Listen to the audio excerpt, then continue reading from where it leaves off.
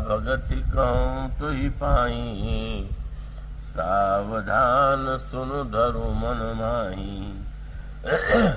प्रथम भगति संतन कर संगा, दूसर रति मम कथा प्रसंगा।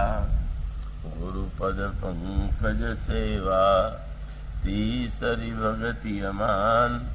चौथी भगति मम गुण गण, करई कपट तजिगान। मंत्र जाप मम दृढ़ विश्वासा, पंचम भजन सुवेद प्रकाशा। छठ दम शील विरति बहु कर्मा, निरत निरंतर सज्जन धर्मा। सातम सम मोहि मैं जग देखा, मोहिते अधिक संत करिलेखा। आठम जथा लाभ संतोषा, सपने हूँ नहीं देखई पर दोषा। नवम सरल सब सन छलहीना, मम भरोस किय हर सन दीना। लव मोह जिनके एक होई, नारी पुरुष सचराचर कोई। सोई अतिशय प्रिय भामिनी मोरे, सकल प्रकार भगति दृढ़ तोरे।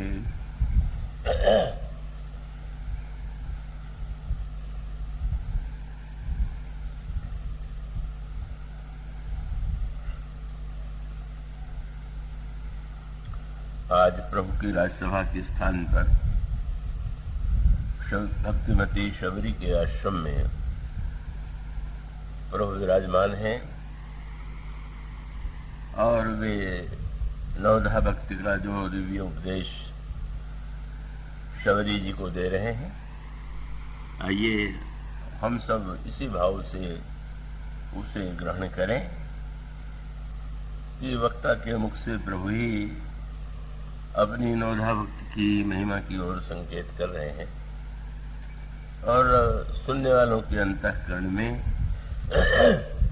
शबरी जी जैसी भावना उत्कंठा की भावभूमि होने पर ही उसका आनंद लिया जा सकता है। प्रभु ने नवधा भक्ति के संदर्भ में सबसे पहले सत्संग की महिमा की ओर इंगित किया। प्रभु कहते हैं संतों का संग ही मेरी पहली भक्ति।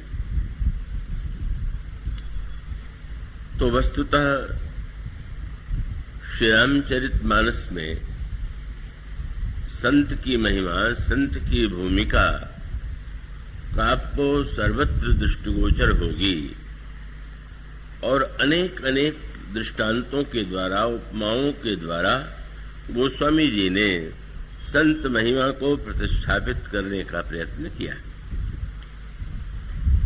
और उसको भिन्न भिन्न रूपों में यदि आप मानस के सातों कांडों पर दृष्टि डालें तो सर्वत्र आपको संतों की भूमिका का महत्व, संतों की आवश्यकता क्यों है का इसका संकेत प्राप्त होगा और आपका ध्यान इस ओर भी गया होगा, जाना चाहिए कि भगवान ने जो नवधा भक्ति का उपदेश दिया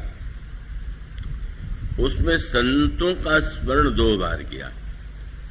अन्य भक्ति के जो स्वरूप है वो 1 बार है, कथा का प्रसंग 1 बार, गुरु चरणों की सेवा बस उसका भी उल्लेख, भगवान के गुणानुवाद का गायन इस तरह से भी, इस तरह से चौथी, पांचवी, छठवीं भक्ति में आप साधनाओं की भिन्नता का वर्णन पाएंगे। पर पहली भक्ति के बाद भगवान जब 7वीं भक्ति का निरूपण करते हैं तो फिर उन्होंने संतों की महिमा का स्मरण किया और एक नए रूप में किया। उन्होंने कहा, सातों सम मोहिमय जग देखा। मेरी 7वीं भक्ति ही यही है कि सारे संसार में व्यक्ति मेरा दर्शन करे, मुझ में ही सारे विश्व का दर्शन करे। और उसके साथ साथ एक वाक्य जोड़ना प्रभु ने आवश्यक समझा, और उसमें उन्होंने ये कहा कि संत को मेरी अपेक्षा भी अधिक श्रेष्ठ मानना चाहिए। एक नई बात, पहली भक्ति में तो केवल इतना मात्र है कि पहली भक्ति संतों का संग है, पर सातवीं भक्ति में प्रभु कहते हैं सातों सम मोहि मैं जग देखा और मोहिते अधिक संत कर लेखा। उसका तात्पर्य है कि संतों की महिमा का जो वर्णन किया गया है, प्रारंभ में उसकी उतनी अनुभूति नहीं होती है जितनी भक्ति साधना के सर्वोच्च स्थितियों में प्रवेश करते हुए संत का स्वरूप क्या है, संत की महिमा क्या है, इसका ज्ञान होता है। और तब उसको यूं ध्यान में रखने की चेष्टा करें कि ईश्वर वह तो सत है। कृपया चैतन्य रहेंगे तो ही आप उसे सुन सकेंगे और मेरे लिए भी आप प्रेरक बन सकेंगे। तो वैसे ईश्वर के लिए ईश्वर सत रूप है, सत्य रूप है, ऐसा बार बार कहा गया। और ईश्वर के लिए एक अक्षर और जोड़ दिया गया। सत में एक आधा जो नकार जुड़ा हुआ है, वह जो है वही उसी से संत शब्द बन गया।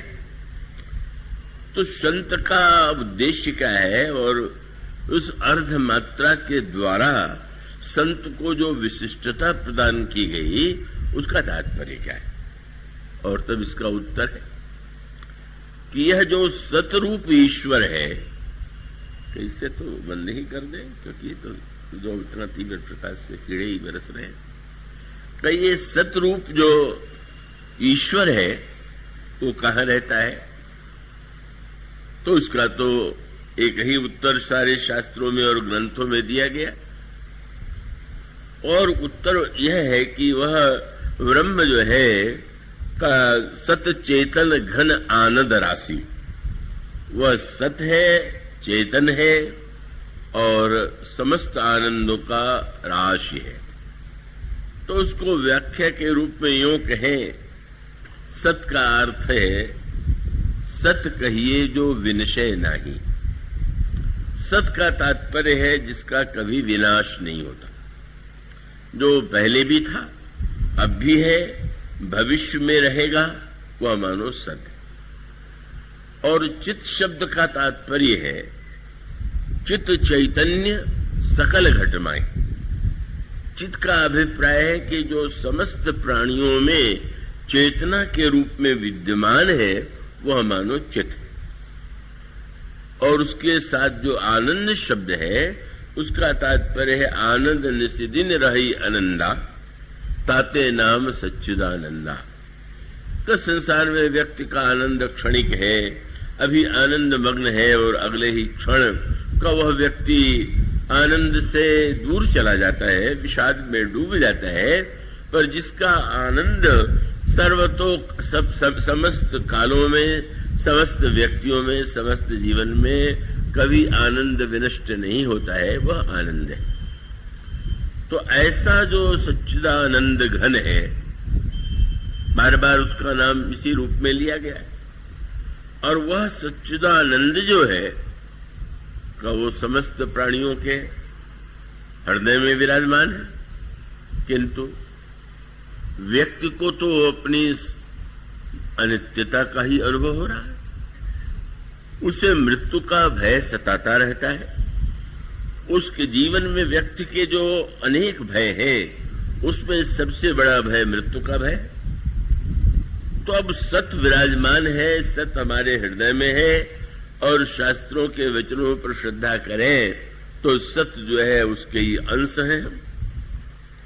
पर सत जो जीव है, संत का अंश होने के नाते मृत्यु के भय से निरंतर आक्रांत है, भयभीत। और जो चित रूप ईश्वर का अंश है, उसमें सर्वत्र ब्रह्म ईश्वर का साक्षात्कार नहीं होता है, अपितु उसको अपने और पराये में भेद दिखाई दे रहा है। राग और द्वेष की सृष्टि हो रही है, तो चित्त का भी कोई लक्षण हमारे आपके जीवन में नहीं दिखाई देता। और इसी प्रकार से आनंद का भी, कितना क्षणिक आनंद हम सबके जीवन में होता है, कैसे हम प्रसन्न हो जाते हैं और कैसे हम दुखी हो जाते हैं। तो ऐसी स्थिति में बड़ा विचित्र सा प्रतीत होता है कि अंतःकरण में सच्चिदानंद ये ब्रह्म ईश्वर विराजमान है और जीव उसका अंश है। ईश्वर अंश जीव अविनाशी चेतन अमल सहज सुख राशि। तो फिर यह विरोधाभास क्यों, और इस विरोधाभास के मिटाने का उपाय क्या है?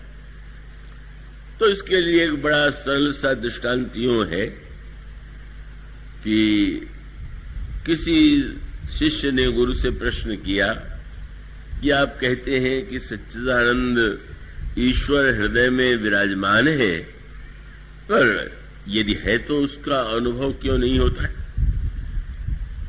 उस समय तो गुरुदेव मौन रह गए, पर दूसरे दिन ही उसी शिष्य के सामने अपने और जो निरंतर निकट रहने वाला शिष्य था, सेवक था, उसको आज्ञा दिया कि वो लोहे की डिबिया में जो पारस पत्थर है उसे ले आओ। अब नए जो शिष्य था उसने जब सुना तो सोचने लगा कि कैसी अटपटी बात कह रहे हैं महाराज, अगर पारस होगा तो लोहे का डिब्बा नहीं होगा, और लोहा है और उसमें पारस है तो पारस नकली होगा। लोहा और पारस कैसे एक साथ हो सकते हैं? लेकिन जब गुरुदेव ने बुलाया और वो शिष्य लेकर के आया तो दिखाई पड़ा कि जो डिब्बी है वो तो लोहे की है, लेकिन जब उसमें उन्होंने खोला तो एक पतले से कागज में एक पत्थर लिपटा हुआ था, और उस पतले से पत्थर को से के ऊपर जो कागज लिपटा हुआ था उसे उन्होंने हटा दिया, और हटाते ही वह जो लोहे का डिब्बा था सोने का हो गया। गुरुदेव ने शिष्य को संकेत के रूप में समझाया, देखो लोहे के डिब्बे में पारस के होते हुए भी एक पतले से झीने से कागज के आवरण ने ही दोनों को दूर बना दिया था, और वो आवरण के मिटते ही का वह लोहा सोने के रूप में परिणत हो गया। यही मानो संकेत ये है कि जीव और ब्रह्म के अंतराल में जो एक पतला सा झीना सा आवरण है, संत माने जो उस आवरण को दूर कर दे और लोहे को सोने के रूप में बदल दे। पर वो आवरण इतने निकट होते हुए भी इस ईश्वर के लिए एक वाक्य कहा गया, निकट ही रहत दूर जन खोयो। निकट सबसे अधिक कौन है? ईश्वर। और दूर सबसे अधिक कौन है? ईश्वर। इसलिए उसके लिए तद्दूरे तरंतिके ऐसा कहा गया, वो दूर भी है और अत्यंत निकट भी है। तो है तो निकट, पर व्यक्ति को दूरी का अनुभव हो रहा है। का है निकट, पर अंतराल में एक आवरण है, और उसी आवरण के लिए एक शब्द चुना गया, माया। और यही संकेत रामायण के विविध प्रसंगों में ये जो माया शब्द है, उस माया की बड़ी व्यापक व्याख्या की गई, और उसकी विलक्षणता यह है कि जो नहीं होते हुए भी है, और वो है नहीं होते हुए भी उस है का इतना प्रभाव है कि नहीं वस्तुओं का भी उतना प्रभाव नहीं है मनुष्य के अंतःकरण पर, जीवन में। क्यों? वास्तविक रोग हो तो दवा सरल है, योग्य डॉक्टर होगा, वैद्य होगा तो आधा देगा। पर अगर किसी को भ्रम और संदेह का रोग हो जाए, रोग नहीं है, कई बार ऐसा होता है, कि कई लोगों को लगता है कि अरे मैं तो बड़ा रोगी हूं। अब वो डॉक्टर के पास जाता है, डॉक्टर जांच करता है, योग वैद्य के पास जाता है, वैद्य उसकी नाड़ी देखता है और वो तो कहता है कि तुम्हें तो कुछ नहीं, और इससे सुनकर के वो प्रसन्न नहीं होता रोगी। वो सोचता है कि मूर्ख है डॉक्टर, ये वैद्य कितना नासमझ है कि मुझे कष्ट हो रहा है, कह रहा कुछ ही नहीं। इसका अर्थ यह है कि वस्तुतः माया यदि वास्तविक होती तो उसका विनाश सरलता से संभव था, पर नहीं होने पर भी जिसके होने का इतना अंतःकरण में प्रभाव है, वो उसका आवरण तो अपना ही बनाया हुआ है, और उस आवरण के कारण ही ईश्वर से हमारी दूरी बनी हुई। इसी को रामायण के अनेक दार्शनिक सांकेतिक प्रसंगों में प्रस्तुत किया गया। भगवान की बाल लीला में भुसुंड जी निरंतर बाल लीला का आनंद लेते हैं। छोटे से कौवे के रूप में वो महाराज दशरथ के आंगन में खेलते हुए ब्रह्म के साथ स्वयं भी उस खेल में भाग लेते हैं। स्वयं उन्होंने गरुड़ जी को सुनाया, लरिकाई जह जह फिरही तह तह संग उड़ाऊं, जूठन फिरई जूठन गिरई अजिर मह सोई उठाई मैं खाऊं। और क्या कहना है उन क्षणों का, उन आनंददायी उन अवसरों का जब वो प्रभु की क्रीड़ा का आनंद लेते हैं। पर एक दिन कुछ प्रभु के अंतर हृदय में अद्भुत ही लीला की इच्छा उत्पन्न हुई। कौशल्या अम्मा ने लाकर के अपूप दिया जो अत्यंत रसीला है, और प्रभु के हाथ में जब वो रसीला अपूप मालपुआ भुसुंड जी को दिखाई दिया तो आज लगा कि आज प्रभु प्रसाद तो मुझे देंगे ही।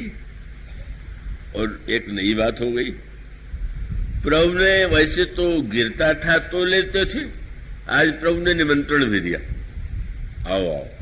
अच्छा, आज तो विशेष सम्मान पूर्वक का आमंत्रण देके बुलाया जा रहा है, तो कहनी क्या है? कहीं ऐसा तो नहीं कि आज पूरा मालपुआ मुझे ही खिलाने वाले हो। लेकिन जब वो पहुंचे तो भगवान ने हाथ खींच लिया, बुलाया, और जब वो आए तो प्रभु ने मालपुआ नहीं दिया। तो सोचने लगे कि अब आपने बुलाया और नहीं दे रहे तो मैं क्यों यहां रहूं, भागे। और जब भागने लगे तो चलो भागी, तो बुलाते नहीं है, चलो भाग तब पूप दिखा, मैं मालपुआ दिखाते हैं, आओ आओ। मालपुए को दिखलाते हैं तो और पास में चले जाते हैं, पर जब पास में आते हैं तो फिर दूर।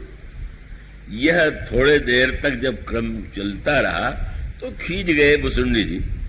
अब मालपुए के लिए इतना बार बार इस तरह से बुलाना और न देना, तो आपने निश्चय किया कि अब मालपुआ दिखाएंगे तो भी नहीं आऊंगा। तो करुण ने देखा कि मालपुआ दिखाने पर नहीं आ रहे तो रोने लगे। रोने लगे तो मन में आया कि अब प्रभु जब रो रहे हैं, मेरे दूर जाने से तो पास में चले जाना चाहिए।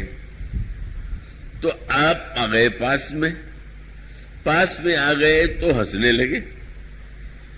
लगा कि पास जाने से भुसुंडी के प्रसन्न होते हैं और दूर जाने से रोते हैं। पर फिर वही स्थिति, पास आने के बाद हंसे तो अवश्य, पर जब उन्होंने सोचा कि प्रभु के चरणों को पकड़े तो अब प्रभु ने एक अनोखा कार्य किया, भागने लगे। पहले भुसुंडी भाग रहे थे, अब भगवान भाग रहे। अब जब यह खेल चला और प्रभु नहीं दे रहे हैं तो भुसुंडी जी ने उस स्थिति का वर्णन करते हुए कहा, आवत निकट हंसही प्रभु भाजत रुदन कराही, जाऊं समीप गहन पद फिरी फिरी चितय पराय। भागते हैं, पर भागते हुए देखते हैं भुसुंडी जी को कि जब यह क्रम चला तो भक्त को बड़ा ही क्षोभ हो गया। इतने देर से कभी पास बुलाते हैं, कभी स्वयं भागते हैं, कभी हंसने लगते हैं, कभी रोने लगते हैं। इस दृश्य को देख करके उनके अंतःकरण में एक क्षण के लिए भ्रम उत्पन्न हो गया कि क्या सचमुच ये ईश्वर है भी कि नहीं। जिस ईश्वर के विषय में यह कहा जाता हो कि वो भक्तों की कामनाओं को पूर्ण करता है, वो एक मालपुआ का टुकड़ा देने में भी कृपणता करे। कैसा है ये ईश्वर? प्राकृत शिशु इव लीला देख भय मन मोह। व्याख्या भी उन्होंने कर दिया। बोले दोष उनका नहीं था, दोष मेरा था। क्या? प्रभु कर रहे थे लीला और मैं ढूंढने लगा चरित्र। नाटक के मंच पर जो कार्य किया जाता है वो लीला है, और व्यवहार में जो किया जाता है वो चरित्र है। तो अब भगवान तो बच्चों जैसी लीला कर रहे थे, तो उन्होंने कहा मैं ढूंढने लगा ईश्वर की चरित्र को लेकर के। मैं भूल गया कि भगवान तो इस समय बाल लीला का बालक भला किसी को मालपुआ सरलता से दे देगा क्या? बल्कि आपने तो जरूर अवश्य कविता पढ़ी होगी जिसमें का एक कौवे का वर्णन रसखाने ने किया, और उसमें तो और भी विलक्षण संकेत है। तो लगता है ये है कि मुसुंडी जी रहे होंगे, रामावतार में आए तो श्री कृष्णावतार में भी पहुंच गए, और उस समय श्री कृष्ण की झांकी का वर्णन जो किया का रसखान ने बड़ा सुंदर है। का धूसर धूरी भरे अति सुंदर, यहां भी भगवान राम धूल धूसरित रूप में बताया गया है। कौशल्या अम्मा ने प्रारंभ में जब उनको का पकड़ने के लिए दौड़ी, क्योंकि महाराज दशरथ भोजन के लिए बैठे हुए थे, का प्रभु बुलाने पर भी नहीं आए, तो उस समय कौशल्या अम्मा जब पीछे दौड़ी तो भगवान जो है धूसर धूरी भरे तनाए, दौड़ते दौड़ते भूमि में गिर गए और मां कौशल्या जी गोद में ले आई। रसखान कहते हैं दृश्य यहां भी वही है। धूसर धूरी भरे अति सुंदर, और तैसी बनी सिर सुंदर चोटी, और दृश्य आंगन का ही है। खेलत खात फिरे अंगना, पग पैजनी बाजत पीरी कछोटी। दृश्य देखा, श्री राम भी आंगन में विहरण करते हैं। रसखान ने जब इस दृश्य को देखा तो वह छवि को रसखान विलोकत भारत काम कला निधि कोठी। कौआ पास में आया, पर वो पुराना उस अवतार का स्वभाव तो दिखाई नहीं दे रहा। वो तो बिल्कुल ऐसा लगा कि अब तो हम ये देंगे ही नहीं। भगवान ने तो राम के रूप में नित्य दिया था, एक ही दिन न देने की लीला की, पर भुसुंडी जी ने बहुत बढ़िया खेल किया। बोले भाई उस अवतार में देने वाले इसमें तो छीन करके ही खाने वाले, सब छीन लेते हैं, चुरा लेते हैं। तो रसखान कहते हैं कि इस कौवे ने क्या किया? बोले काग को भाग कहां कहिए, हरि हाथ ते ले गए वो माखन रोटी। झपट्टा मारा और उनके हाथ से लेकर के उड़ के चले गए। तो वो श्री कृष्ण की लीला का एक दूसरा रूप है का, जहां पर वो वैसा लगता है कि जैसे का वहां तो छीना झपटी का अनोखा खेल चल रहा है, और भुसुंडी जी ने उस रूप में प्रसाद ग्रहण किया। पर इस लीला में तो भगवान सर्वत्र बड़े उदार प्रतीत हो रहे थे, पर जब आज यह दृश्य दिखाई पड़ा तो मन में एक क्षोभ हुआ और भागे। बड़ा प्रसंग विस्तृत है। काकभूषुंडी जी को आशीर्वाद था कि कोई ऐसा ब्रह्मांड में स्थान नहीं है कि जहां पर वे पहुंच नहीं सकते। और उस सप्तावरण में पृथ्वी, जल, अग्नि, वायु, आकाश, प्रकृति, महत्त्व, ये जो 7 आवरण हैं, उन 7 आवरण में उन्हें आशीर्वाद दिया था लोमश जी ने कि तुम सर्वत्र जा सकते हो। जहां वे गए वहां पर उन्होंने प्रभु का दर्शन किया। प्रभु ने, मुनियों ने भुसुंडी जी को यह बताने की चेष्टा की थी कि ईश्वर सर्वभूतमय है। ईश्वर तो समस्त प्राणियों के हृदय में निवास करता है, पर भुसुंडी जी को ये मत अच्छा नहीं लगता था कि ईश्वर सर्वत्र निवास करता है, समस्त प्राणियों के हृदय में निवास करता है। वो तो यही मानते थे कि नहीं, हमारे जो श्री राम है वो तो अयोध्या के आंगन में, दशरथ जी के आंगन में निरंतर नन्हे बालक के रूप में क्रीड़ा करते हैं। यह सिद्धांत तो उन्होंने कहा निर्गुण मत मम हृदय ने आवा। भगवान ने जो भक्त नहीं स्वीकार कर रहा था, आज स्वीकार कराने के लिए ही ये लीला की थी। मानो प्रभु ने एक सूत्र दिया कि सर्वव्यापकता और एक देशीयता, इन दोनों में परस्पर कोई विरोध नहीं। ईश्वर सर्वव्यापक है कि केवल अयोध्या में महाराज दशरथ के आंगन में है, सर्वव्यापक है तो एक बात हुई। और जब दशरथ जी के आंगन में कहें तो लगता है कि वो तो एक देश में है, और जो एक देश में है वो सर्वदेश में नहीं, और जो सर्वदेश में है उसे एक देश में कहना उचित नहीं है, मानो परस्पर विरोध है। भगवान ने आज अपने भक्त को कौ रसीला मालपुआ भले ही न दिया हो, पर आज उन्होंने यह बताया कि तुम आनंद के केंद्र के रूप में तुम एक देश में मुझे देखते हो, तो ये बिल्कुल ठीक है। अब ये दृष्टांत आप यूं ले सकते हैं कि आकाश में जब आप सूर्य को देखते हैं तो सूर्य कितना बड़ा दिखाई देता है, एक थाली के आकार का ही तो दिखाई देता है। तो जब दिखाई देता है और ये हम मान लें कि यह सूर्य इतना ही बड़ा है और केवल इसी छतरपुर में ही है, जब इतना छोटा है तो फिर यहीं के लोगों को दिखाई दे रहा होगा। तो आपकी ये धारणा, आप जब पढ़ेंगे जानेंगे कि सूर्य कितना विशाल है तो लगेगा कि नहीं, सूर्य तो पृथ्वी से न जाने कितना अधिक गुना बड़ा। और तब इसका तात्पर्य क्या है कि उस सूर्य को यदि हम ससीम रूप में देखते हैं तो उसका दो ही कारण है, दूरी और हमारे दृष्टि की सीमा। हमारी जो दृष्टि है वो उसकी क्षमताएं सीमित हैं, तो जितनी हमारी सीमा में है हम वस्तु को उतना ही तो देख सकते हैं। और इसलिए मानो वे बताना चाहते थे कि सर्व देशों में होते हुए भी भक्त यदि एक स्थान में मुझे देखता है तो दृष्टि का ये खेल है, वस्तुतः ये मेरे द्वारा मैं एक देशीय नहीं हो जाता। और दूसरा उनका संकेत यह था कि व्यापक वस्तु का आनंद लेने के लिए भी तो उसे ससीम और एक देशीय बनाना पड़ता है।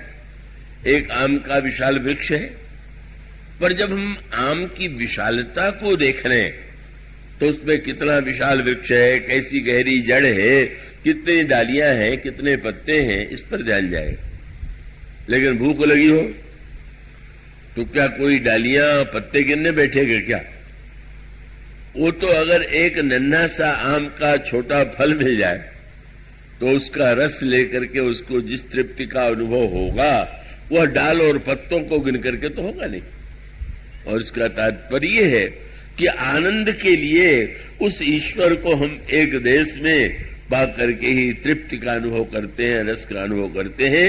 इसलिए भुसुंडी को मानो यह सत्य सिखाने के लिए कि तुम एक देश में आनंद लेते हुए भी मेरे सर्वव्यापकता को वस्तुतः ग्रहण करो, समझ लो। और उसके साथ साथ भगवान ने जो एक और सूत्र दिया जो इस संदर्भ में जिसकी आवश्यकता थी, और ये है कि भुसुंडी जी को पकड़ने के लिए भगवान राम भुजाएं फैलाए हुए और जहां तक वे जाते हैं वो भगवान राम की भुजाएं। तो गरुड़ जी ने ये कहा कि जब जहां आप गए वहां पर भगवान थे, भगवान आपको पकड़ना चाहते थे तो पकड़ क्यों नहीं पाए? और तब उन्होंने जो उत्तर दिया वो सांकेतिक उत्तर है। उनका हाँ, भगवान सर्वत्र तो थे, लेकिन चाहे जहां पे गया 2 अक्षर की दूरी बनी रही। और क्या 2 अक्षर, 2 अंगुल कहा उन्होंने। उनका सप्ताह वर्ण भेद करी, जहां लगी रही गति मोरी, गयऊं तहां प्रभु भुज ने रखे, व्याकुल भयऊं बहोरी। क्यों ये 2 अंगुल कौन सा है? ये माया। ये माया शब्द का जो 2 अक्षर है, भगवान ने भुसुंडी को बताया कि सर्वव्यापक होते हुए भी जो जीव और मेरे हृदय में मुझ में दूरी है वो केवल 2 अंगुल है, और यह 2 अंगुल तो माया ही है। यह माया 2 अक्षर 2 अंगुल पर करोड़ों योजन में भी यह माया किस तरह से व्यक्ति को दूर बनाए रखती है, भगवान ने यह दर्शन भुसुंडी जी को कराया। और उसके पश्चात यही संकेत अनेक प्रसंगों में दिया गया। यह जो भगवान की माया कहते हैं, माया बड़ी प्रबल है। माया के बंधन में जीव बंधा हुआ है का मानो यूं कह लीजिए कि साधारणतया जादूगर भी जब कोई जादू दिखलाता है तो कुछ कैसा अनोखा दृश्य दिखा देता है कि बुद्धिमान दर्शक भी उसके जादू का रहस्य नहीं समझ पाता। ठीक इसी प्रकार से कि यह जो माया शब्द है, 2 अंगुल की दूरी, करोड़ों योजन की यात्रा आप कर सकते हैं, करोड़ों किलोमीटर की यात्रा कर सकते हैं। चंद्रमा और मंगल चंद्रमा तक पहुंच गए हैं और शायद आगे पहुंच जाएं, लेकिन ये 2 अंगुल की दूरी तो बनी ही रहेगी। और ये 2 अंगुल माया ही है।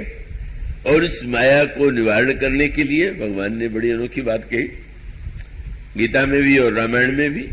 क्या? उसका उत्तर यही है कि वह जो माया है का वो वस्तुतः भगवान कहते हैं, पूछा गया महाराज ये आपकी माया से पार पाने का उपाय क्या है? तो भगवान ने कहा, देवी हेसा गुणमयी मम माया दुरत्यया। तब बोले मामे वे प्रपद्यन्ते माया मेताम तरंते। जो मेरी शरणागति ग्रहण करते हैं वही इस माया के आवरण को दूर कर सकते हैं, माया को पार कर सकते हैं। माने कुछ नहीं। नारद जी के प्रसंग में क्या उत्तर आता है, क्या संकेत आता है? नारद जी को जब भगवान ने क्षीर सागर से विदा किया और भगवान को ये लगा कि नारद के हृदय में काम को जीत करके अभिमान आ गया है, इस अभिमान को दूर करना है, तो भगवान ने क्या किया? जब वो नारद जी चले एक नगर दिखाई पड़ा। अब ये नगर क्या वास्तविक था क्या?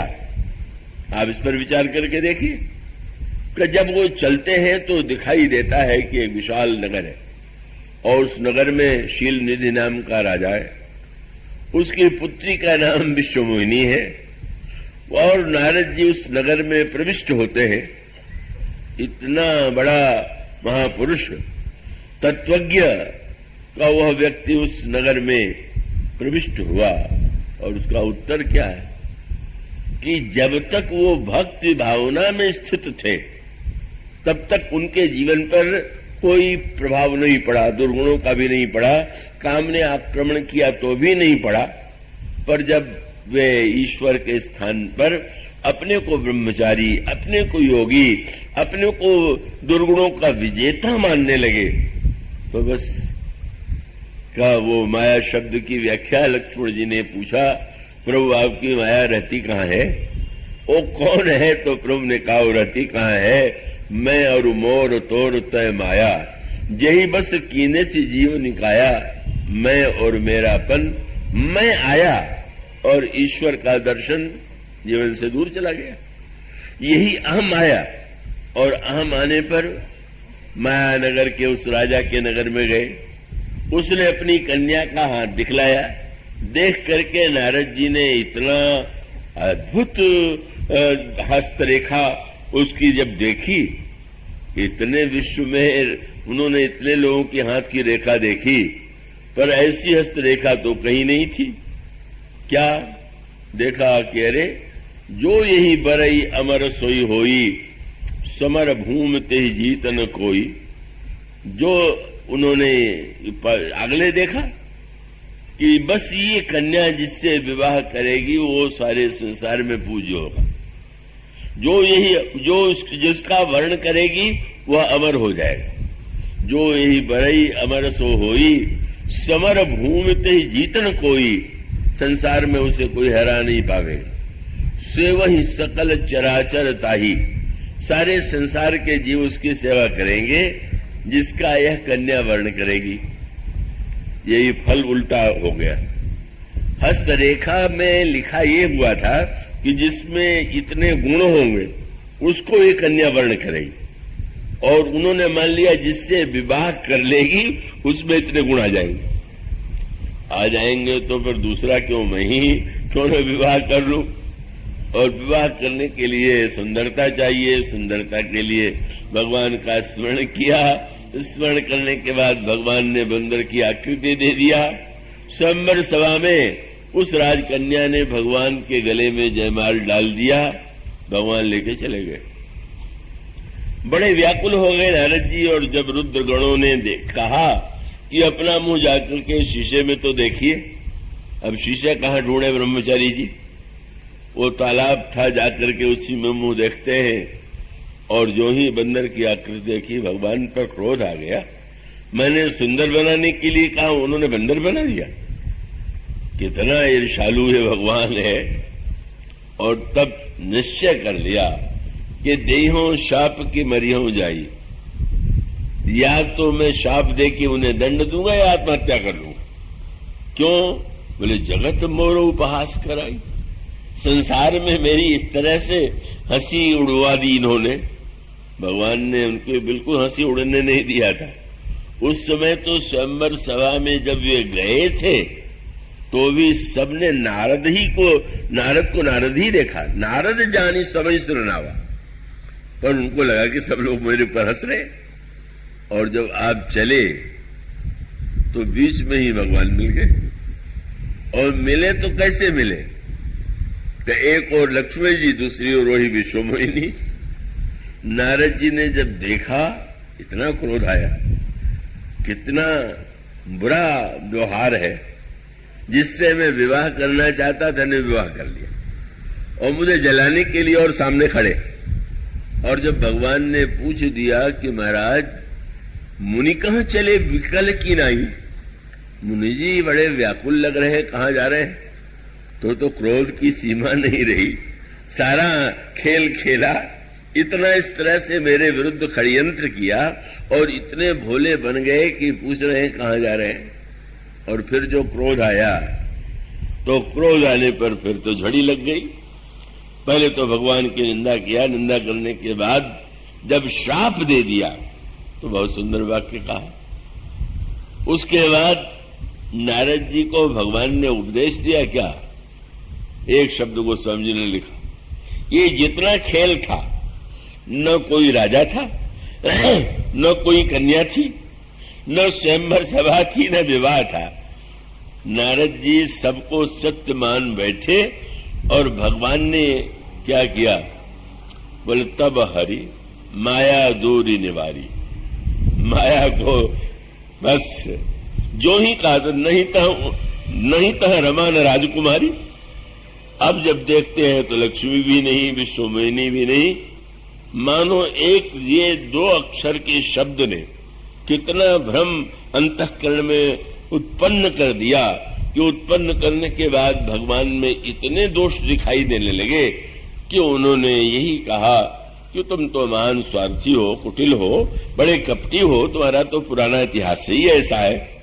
इतने दिन तक भक्त थे तो ये अवगुण नहीं दिखाई पड़े थे।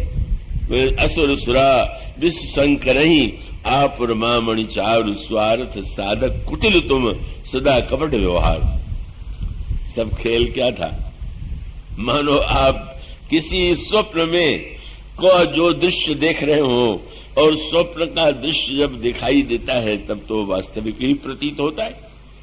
पर प्रतीत होने के बाद जब व्यक्ति जागता है तो क्या वो स्वप्न में दिखाई देने वाला अगर किसी व्यक्ति ने सपने में सिर पर प्रहार कर दिया है या दिखाई पड़ा कि सपने में इसने मेरा सिर काट लिया, तो क्या जगते ही वो ढूंढने के लिए निकल पड़ेगा कि उसने मेरा सिर काटा है, मैं इसे बदला लूंगा? मानो भगवान ने केवल माया का आवरण दूर कर दिया और दूर कर देने के पश्चात नारद जी वो समझने लगे कि यह सब तो केवल एकमात्र भ्रांति।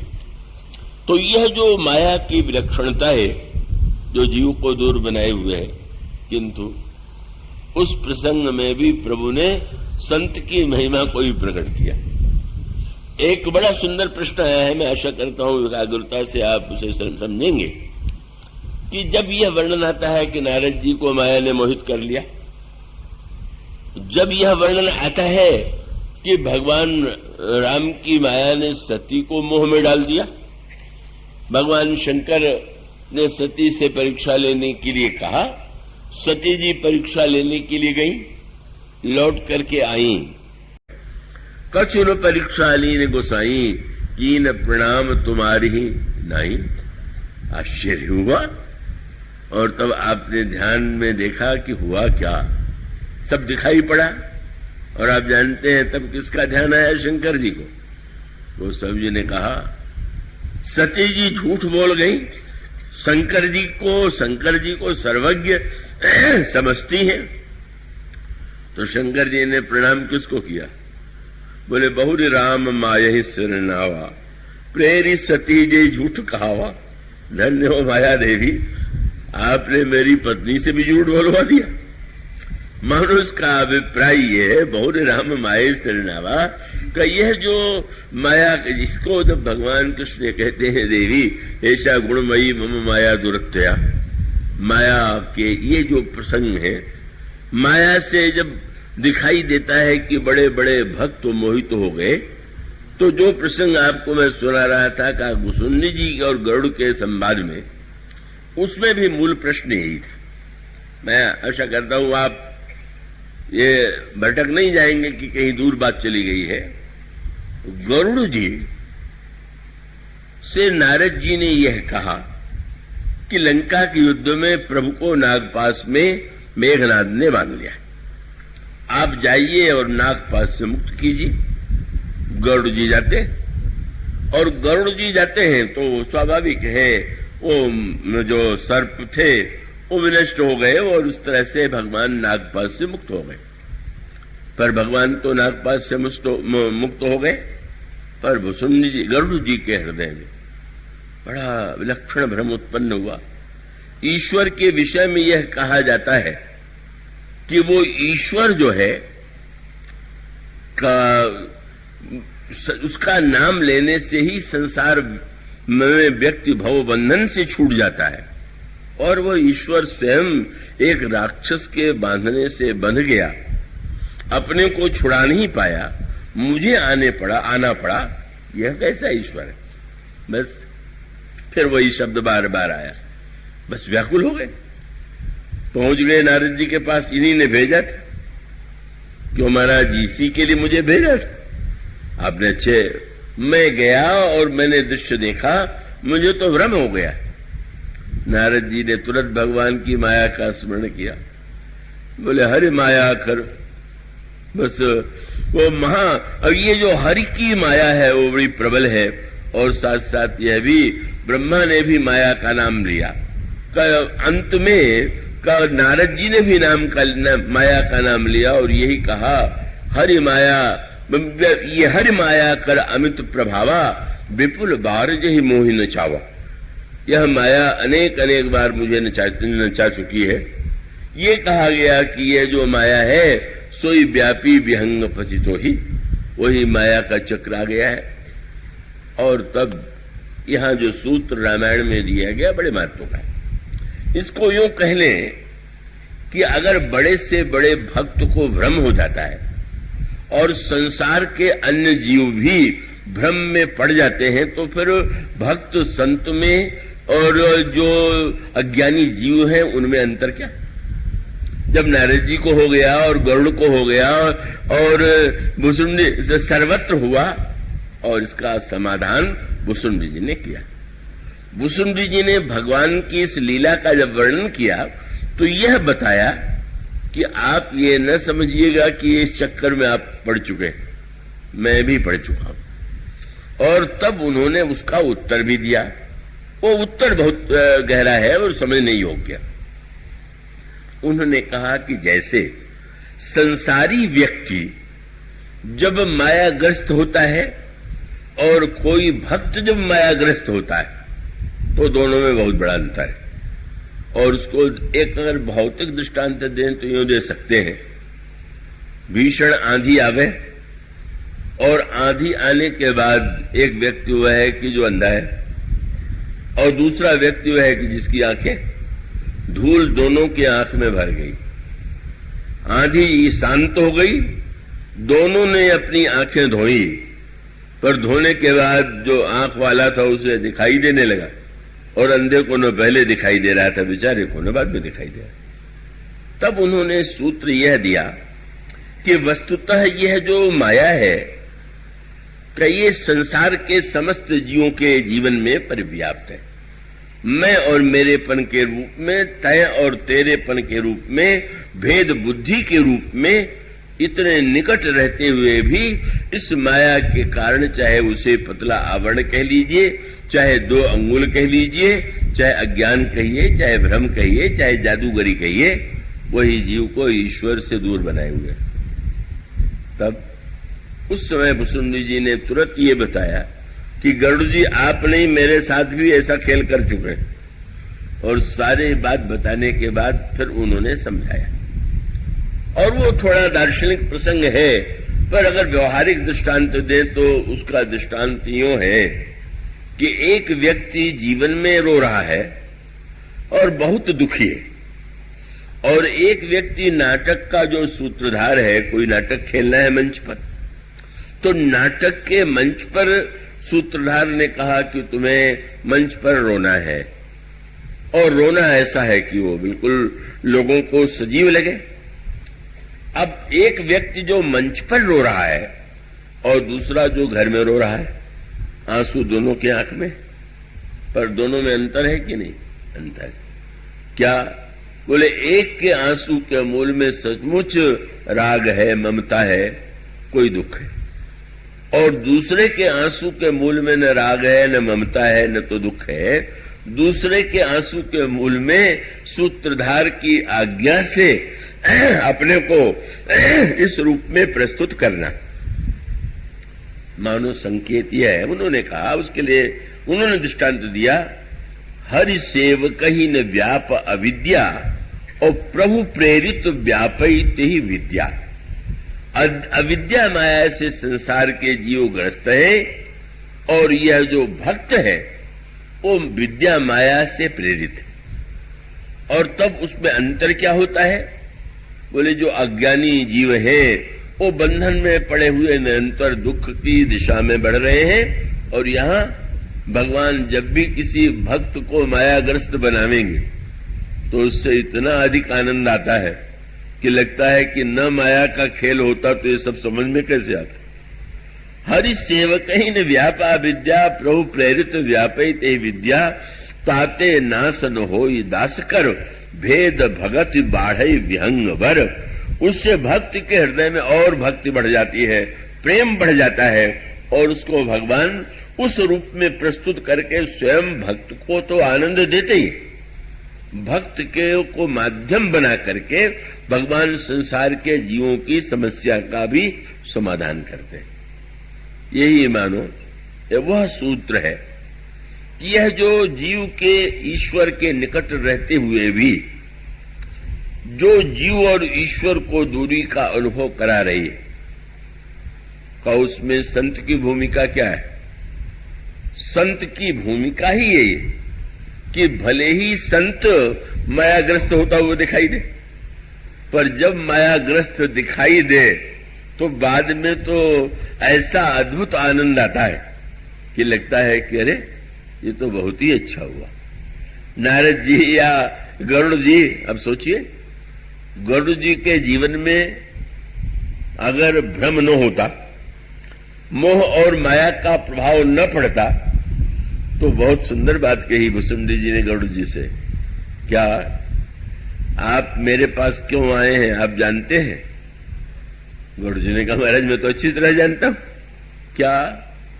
मेरे हृदय में संशय हो गया था, भ्रम हो गया था, उसके निवारण के लिए शंकर जी के कहने से मैं आया हुआ। बोले कुछ नहीं, आपको भगवान ने भेजा।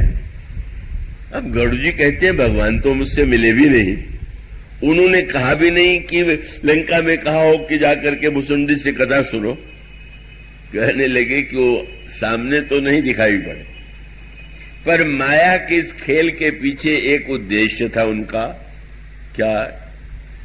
प्रभु ने यह संसार के जीवों के सामने भक्ति की महिमा का प्रदर्शन करने के लिए क्या किया?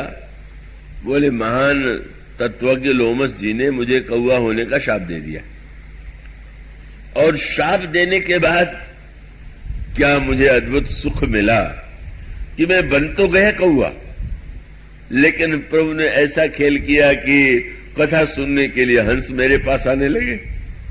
तो प्रभु ने मानो ये कहा कि महाराज आप कौवा बना सकते हैं, हंस सबसे श्रेष्ठ, लेकिन जो भगवान का मेरा प्रिय भक्त है वो कौवा भले ही हो जाए पर हंस भी उसे सुनेंगे। अब गरुड़ जी से काकभूषण जी रहस्य खोलने लगे कि प्रभु ने हंसों को तो मेरे पास भेज दिया, पर उनको पूरा संतोष नहीं हो रहा था। उन्होंने माया का खेल कर दिया। क्या? बोले आप में उन्होंने जानबूझ करके भ्रम उत्पन्न कर दिया, और भ्रम उत्पन्न करने का उद्देश्य था कि आप पक्षियों के राजा होकर के भी मेरे पास आवे तो मुझे बड़प्पन देने के लिए भेजा है, और आपको कोई भ्रम नहीं। उन्होंने यही कहा कि आपने तुमने जो मोह कही खगसाई, दो बात के सो नहीं कछु आचर गोसाई, और दूसरी बात पठई मोह मिस खगपति तो ही रघुपति दीन बड़ाई मोही।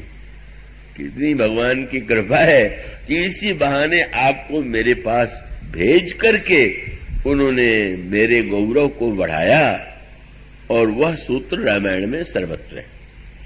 यह जो संत है वह कौन है? और उसका दृष्टांत यूं कह ले कि जब जादूगर जादू दिखला रहा हो तो सब लोग चकित हो जाएंगे, लेकिन उन जादूगरों में से जो जादूगर का चेला है, उस चेले की विशेषता क्या है? जब वो खेल देखता है तो खेल का भी आनंद लेता है, पर मन ही मन वो कहता रहता है वाह गुरु जी क्या चक्कर आपने चलाया है, कि सब बेचारे भ्रम में पड़ गए। मानो नट कृत विकट कपट खगर आया, नट सेवक ही न व्यापी माया। जो नट सेवक है उस पर माया का प्रभाव नहीं पड़ता है। यह संत कौन है? जिनके को माध्यम बना करके प्रभु माया की महिमा, माया की अगाधता, माया का स्वरूप प्रकट करते हैं, और फिर उसके बाद अब नारद जी मायाग्रस्त हो गए, तो हम लोगों को तो भगवान से अधिक नारद जी को धन्यवाद देना चाहिए, क्योंकि भगवान ने नारद को शाप दिया कि आपको मनुष्य बन के अवतार लेना पड़ेगा। तो भगवान ने जिन संत के शाप को स्वीकार करके अवतार ले लिया, वह माया का जो रूप था, माया का खेल चला, और उसके बाद बहुत सुंदर सूत्र आया। क्या? जब नारद जी ने देखा कि न लक्ष्मी है न वो राजकुमारी है, ये सब तो केवल कल्पना का ही खेल था, तो प्रभु के चरणों में गिर गए, और गिर करके कहने लगे कि महाराज मुझसे बड़ा अपराध हो गया, मैं क्या क्या मैंने आपको नहीं कह दिया, अब मैं एक ही बात कहूंगा। क्या?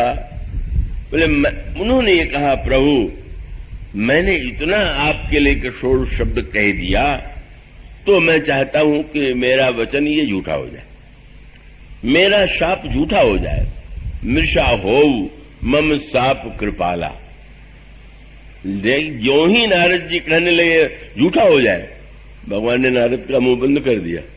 अच्छा, तो तुम ये समझ रहे हो कि जो तुमने शाप दिया है वो अपने मन से दिया? तब कैसे दिया? बोले मम इच्छा का दीन दयाला। अरे मैं ही ऐसा खेल करना चाहता था, इसीलिए चक्कर में डलवा दिया तुम्हें, और ये कुछ जो तुमने किया है, कहा है, वो तो मेरी इच्छा। मानो भगवान भक्त जैसे कोई नाटक को जब प्रस्तुत करता है तो नाटक में जो बातें होती हैं वो बिल्कुल सही नहीं होती, पर नाटक का उद्देश्य सही होता है। नाटक का दर्शक देखता है जो दृश्य, वो दृश्य तो बिल्कुल सही नहीं, पर उस नाटक के दृश्य का उद्देश्य होता है इस घटना के द्वारा देखने वाले को क्या प्रेरणा मिलनी चाहिए। तो नाटक के देखते समय तो नाटक का आनंद लीजिए, पर बाद में उद्देश्य पर विचार कीजिए। अब नाटक देखते समय तो आप रामायण पढ़ते हैं तो कभी हंसते हैं, कभी आंसू आ जाता है, कभी गदगद हो जाते हैं, कभी रोमांच हो आता है। नाटक में यह सब होता ही है। नाटक के बीच में अगर कोई उससे भिन्न बात कह दे, मैं भूल नहीं पाता हूं, एक बड़े विश्वविद्यालय के कुलपति ने मुझसे कहा कि कुछ पहले हमारे यहां उत्सव हुआ था, उसमें मीरा की नृत्य नाटिका दिखाई गई थी, क्या आप देखना पसंद करेंगे? मैंने कहा कि अवश्य देखूंगा। सचमुच जब वो दृश्य में देख रहा था तो इतना अधिक आनंद आ रहा था कि तन्मयता की पराकाष्ठा। पर अचानक न जाने क्या कुलपति जी को सूझा कि मुझसे कहने लगे बीच नाटक में ही कि ये जो मीरा बनी हुई है मेरी चपरासी की लड़की। मैं बड़ा चकित हो गया। वो तो ये दिखाना चाहते थे कि कितना बढ़िया अभिनय हुआ, मुझे लगा ये बाद में कहते तो अच्छा था, ये बीच नाटक में कहने की क्या जरूरत है इसको। लेकिन जब मीरा का नाटक समाप्त होता है या ये जो मंच पर जो नाटक होता है उसका आनंद केवल देखने तक ही जो है, वो दर्शक तो तृतीय श्रेणी का ही दर्शक है। आजकल चलचित्र में बहुत लोग जाते हैं और जब इसको अपना वो मानते हैं कि यह जो नायक है, नायक जब वो खलनायकों को पीटता है, जीतता है तो ताली बजाते हैं, ताली बजा के अपनी प्रसन्नता प्रकट करते हैं। क्यों करते हैं? जानते हैं कि जीवन में तो कभी ऐसा हो नहीं पाएगा, चलो नाटक में ताली बजा के खुशी प्रकट करें। सार्थकता तो तब है कि नाटक देखने के बाद यह प्रेरणा मिले कि हमें जीवन में बुराई से लड़ना है, बुराई को परास्त करना है। वस्तुतः जीव और ईश्वर के बीच में जो केंद्र बिंदु है, जिसको माध्यम बना करके भगवान अपनी लीलाएं, अपनी माया का रहस्य प्रकट करते हैं, वही वस्तु संत है। और इसलिए भगवान मानो ये बताना चाहते थे कि नारद जैसा संत का जब प्रसन्न हो जाए तो भी क्या कहना है, क्या आनंद है। वह संकेत बार बार आता है। भगवान चित्रकूट में विराजमान है।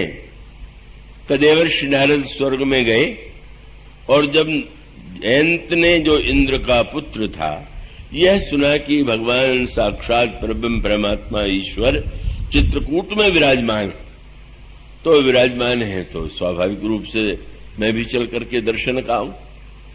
पर दर्शन करने के लिए जब वो आया और उसने जो दृश्य देखा तो उसको तो कहीं ईश्वरत्व का कोई लक्षण नहीं दिखाई पड़ा। क्यों?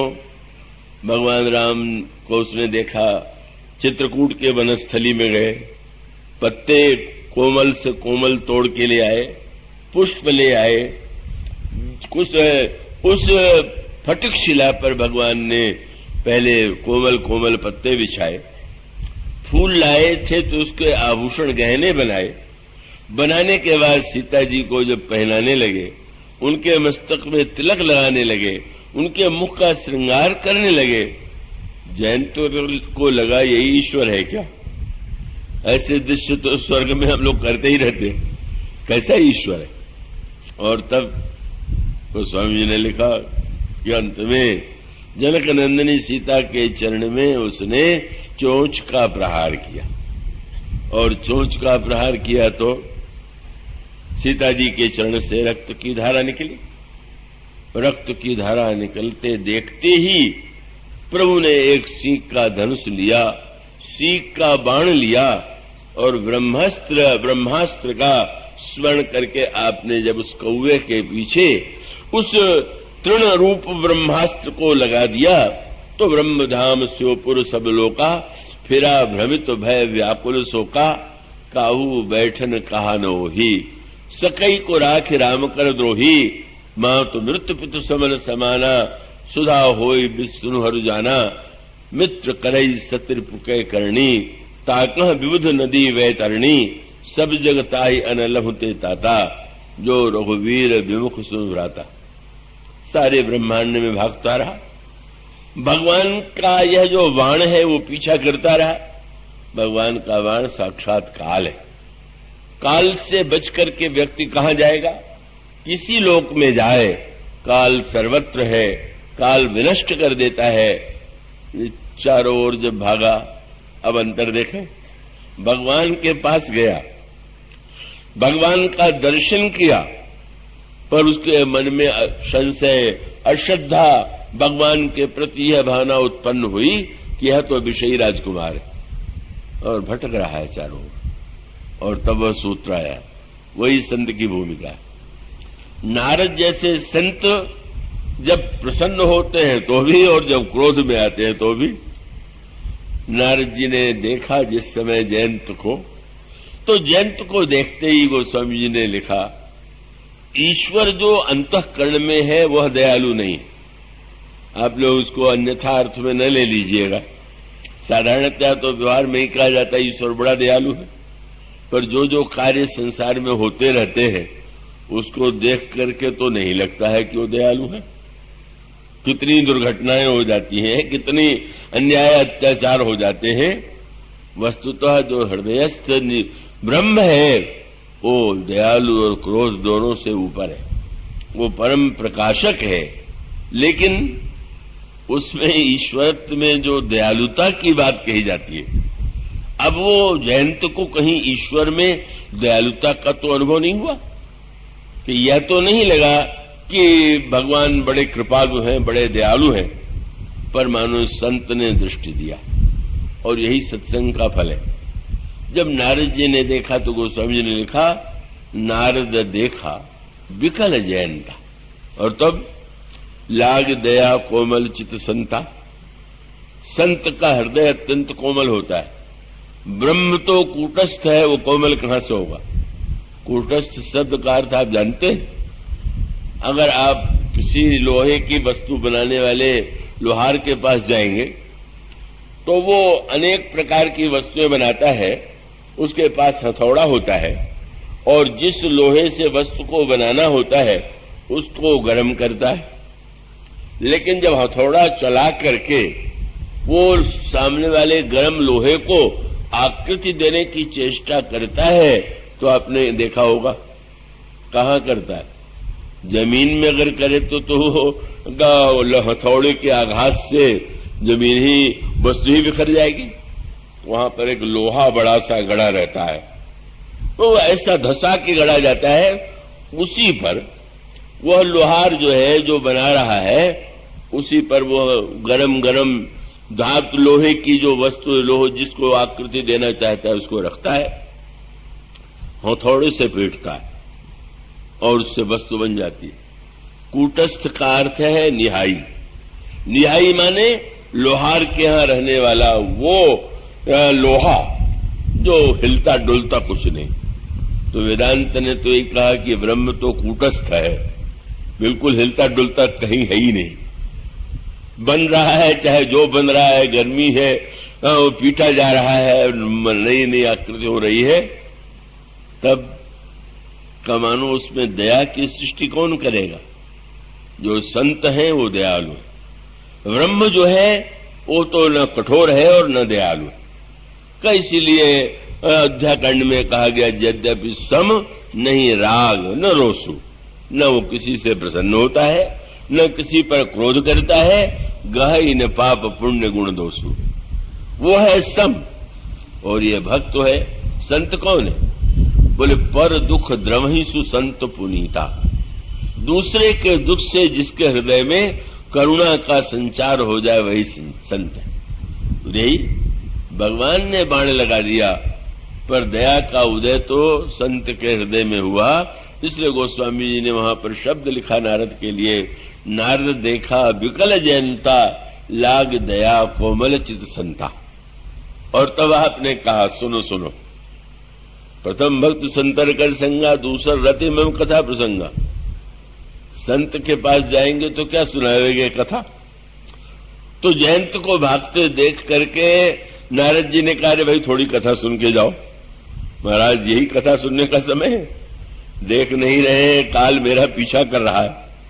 कई लोग कथा में इसी डर के मारे नहीं आते कि काल पीछा करता रहता है, समय नहीं है, ये काम करना है, काल का चल रहा है बाण। तो नारद जी पीछे पीछे दौड़े। और कथा का अर्थ क्या होता है? कथा माने घटनाओं को सुना देना नहीं है, वो तो कहानी है, कोई बात कैसे हुई सुना दिया। कथा माने घटनाओं की व्याख्या, और व्याख्या माने उस घटना को आप जिस दृष्टि से देखते हैं, कथा सुनकर के उन घटनाओं को देखने की एक नई दृष्टि मिलती है। और यही संत ने किया। पूछा, तुम क्यों भाग रहे हो? महाराज, प्रभु का बाण लगा हुआ है पीछे।